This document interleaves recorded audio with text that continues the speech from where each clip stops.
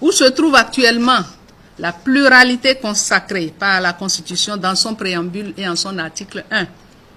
C'est clair dans le préambule qu'il faut des élections plurielles. Où se trouve l'article 36 de notre Constitution qui interdit la pose d'actes discriminatoires.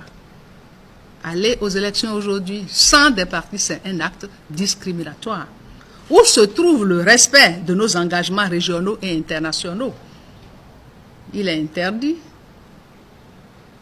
d'introduire de nouveaux tests 6 mois avant. Nous l'avons fait. Après ces questions que moi je me suis posée naturellement, et je sais que beaucoup de Béninois se posent, ma démarche, il faut le comprendre, est celle d'une mère. Avant d'être celle d'une femme politique qui voit venir le danger partagé par tout le monde. Parce que tout le monde sait qu'il y a un danger qui se profile à l'horizon. Je ne saurais donc rester insensible et indifférente. Ce serait criminel de ma part. De ce point de vue, je fais observer que l'un n'est ni aux récriminations ni aux condamnations, encore moins à l'arrogance futile d'un vainqueur ou au ressentiment d'un vaincu humilié. L'heure est à la prise de conscience patriotique pour sauver le pays. L'heure est à l'humilité. Soyons humbles. Je nous invite donc à réunir à tout prix les conditions d'une élection inclusive au lieu de foncer tête baissée vers une élection pseudo-légale et exclusive.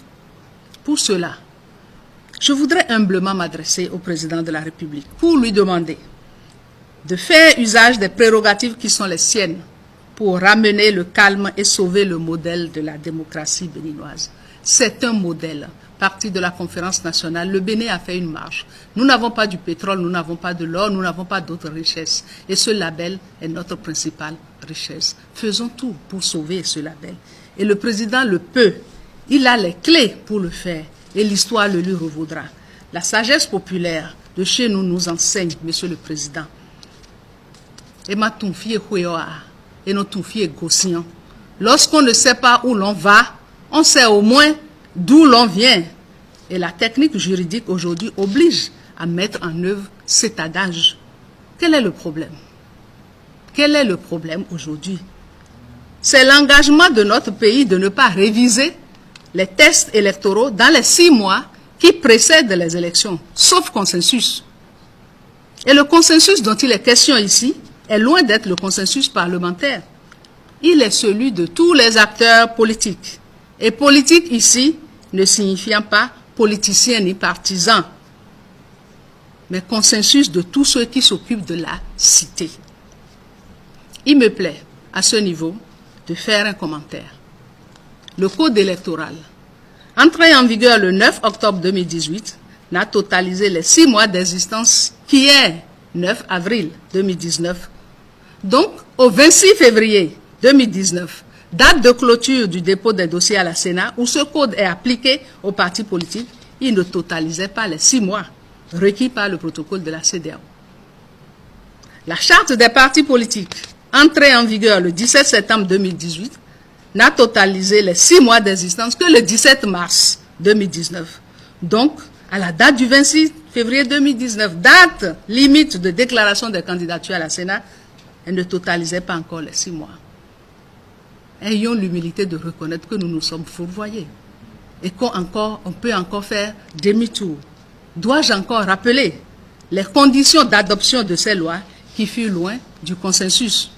Les mettre aujourd'hui, ces lois, les mettre aujourd'hui, entre parenthèses, au nom de la paix et de la recherche du consensus politique, est bien possible. Alors, c'est faux. C'est faux de faire croire au président de la République que le consensus est seulement celui du Parlement. C'est également faux, Monsieur le Président de la République, de vous faire croire que réunir les forces vives de la nation pour lever ce goulot de notre engagement serait convoquer une conférence nationale bis. C'est faux et archi faux. Monsieur le Président de la République, les acteurs du passé dont nous connaissons tous la pratique et les conseils prodigués auparavant ne sont pas les plus indiqués pour vous entourer et vous prendre en otage. Nos yeux sont grands ouverts et nos oreilles sont loin de souffrir d'amnésie. Monsieur le Président de la République, Comme vous l'aviez fait le 6 mars dernier, il suffit d'élargir la rencontre aux forces vives de la nation avec un seul ordre du jour. Obtenir le consensus pour permettre à tous d'aller à une élection discutée par tous, en offrant aux citoyens la liberté du choix de leurs représentants. C'est bien cela la démocratie.